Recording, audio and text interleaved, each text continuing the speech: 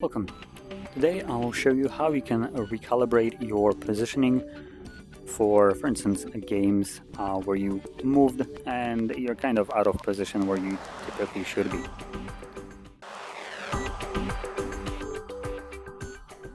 So it's a very simple thing. Whatever you have open a game or any kind of environment, all you need to do is hold the Meta logo button, one that you can see on the controller right under the thumbstick, and like right beside the A button.